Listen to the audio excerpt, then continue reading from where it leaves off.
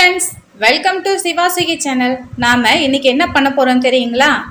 ஆமாங்க, ராகி சேமியாவையும் கோதுமை மாவையும் வச்சு ஒரு ரெசிபி பண்ண போகிறோம். ஸோ இட்லி தோசை டெய்லி சாப்பிட்டு போர் அடிக்குதுங்களா?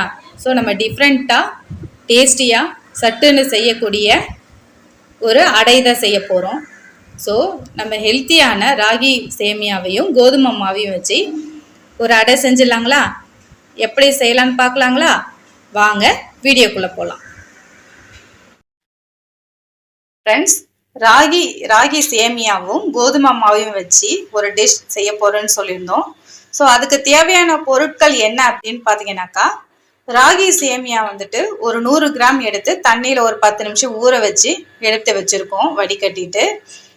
இந்த கப் அளவு 3/4 கப்பு கோதுமை மாவு, ஒரு கேரட்டு தோலை சீவி எடுத்து வச்சுருக்கோம். அதன் ஒரு பெரிய வெங்காயத்தை பொடிசா கட் பண்ணி எடுத்து வச்சிருக்கோம். ஒரு பச்சை மிளகாய் பொடிசா கட் பண்ணி எடுத்து வச்சுக்கோங்க. ஒரு பீன்ஸ் பொடிசா கட் பண்ணி எடுத்து வச்சுக்கோங்க.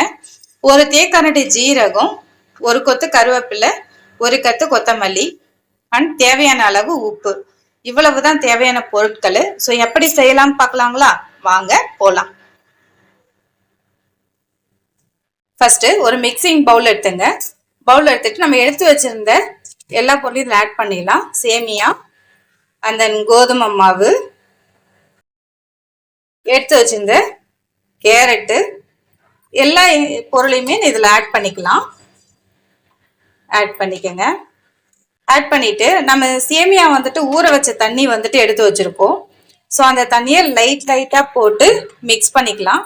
மிக்ஸ் பண்ணி நம்ம சப்பாத்தி மாவு எந்த அளவுக்கு பிசைவோமோ அந்த திட்டத்துக்கு பிசைஞ்சு எடுத்துக்கலாம். எல்லா பொருளையும் சேர்த்தாச்சு. நம்ம எடுத்து வச்சிருந்த ஊற வச்சிருந்த தண்ணி இருக்கு, லைட்டா சேர்த்து அந்த சப்பாத்தி மாவு திட்டத்துக்கு பிசைஞ்சு எடுத்துக்கலாம். பாருங்க ஃப்ரெண்ட்ஸ், லைட்டா தண்ணி விட்டு இந்த திட்டத்துக்கு நம்ம பிசைஞ்சு எடுத்துக்கலாம். உங்களுக்கு நம்ம காரம் பத்தாது, காரம் என்ன தேவை அப்படின்னாக்கா லைட்டா காரம் மிளகாய் அல்ட்டா மிளகு பெப்பர் பொடி இந்த மாதிரி நீங்க உங்க ஃப்ளேவருக்கு தகுந்த மாதிரி நீங்க சேர்த்துக்கலாம்.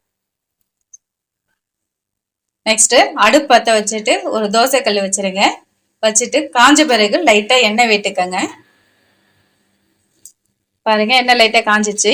இந்த சமயத்துல எடுத்து வச்சிருந்த மாவை கொஞ்சம் பெரிய உருண்டையா பரட்டி நம்ம அடை மாதிரி தட்டிக்கங்க. கொஞ்சம் மொத்தமாவே தட்டுங்க. ரொம்ப மெல்லிசா தட்டிட்டீங்கன்னாக்கா நம்ம திருப்பி போடுறது கஷ்டம். பாருங்க, தட்டியாச்சு. ஸோ ஒரு 2 நிமிஷம் அப்படியே வேகட்டும்.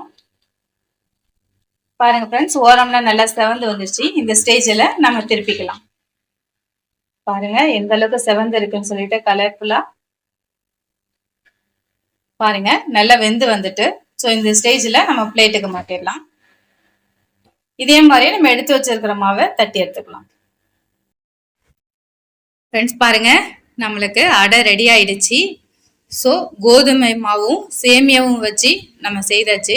கலர்ஃபுல்லாக செம்ம டேஸ்டாக இருக்கு. நீங்களும் செய்து சாப்பிட்டு பாருங்க. எப்படி இருக்குன்னு சொல்லிட்டு கமெண்ட் பண்ணுங்க, லைக் பண்ணுங்க, நம்ம சேனலை சப்ஸ்கிரைப் பண்ணுங்க. தேங்க்ஸ் ஃபார் வாட்சிங்.